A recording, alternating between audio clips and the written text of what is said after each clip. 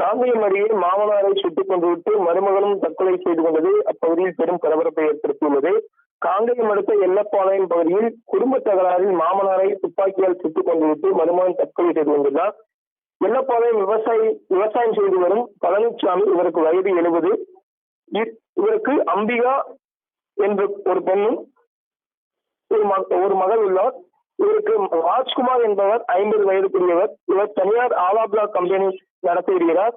இந்நிலையில் பழனிசாமிக்கும் மருமகனாகிய ராஜ்குமார் ஆகிய இருவருக்கும் கடந்த 6 வருடங்களுக்கு முன்பு குடும்ப தகராறு ஏற்பட்டுள்ளது. இதனால் குடும்ப தகராறில் பேச்சுவார்த்தையின்றி மன வருத்தத்தில் இருந்து கொண்டிருந்த ராஜ்குமார் மற்றும் மாமனார் பழனிசாமி மாமனாரை கொலை செய்யும் நோக்கத்துடன் கொலை திட்டம் தீட்டியுள்ளார்.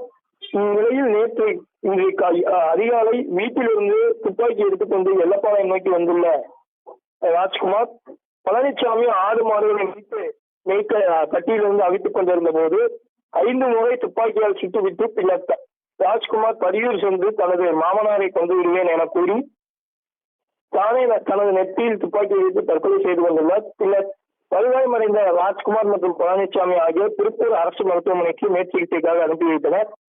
ராஜ்குமாரும் இறந்து விட்டதாக மருத்துவர்கள் தெரிவிக்கையில் தற்போது பழனிசாமியும் உயிருக்கு ஆபத்தான நிலையில் இருந்து வருவதாக மருத்துவர்கள் தெரிவித்து வருகின்றனர். மேலும் இது குறித்து ஊதியூர் மற்றும் காங்கேயம் காவல்துறையினர் தீவிர விசாரணை மேற்கொண்டு வருகின்றனர். காங்கேயம் போன்ற நகர்களில் இதுபோன்று துப்பாக்கிச் சூடு இதுவரை நடந்ததில்லை. இதுவே முதல் முறை என்பதால் காங்கேயம் பகுதியில் பெரும் பரபரப்பை ஏற்படுத்தியுள்ளது.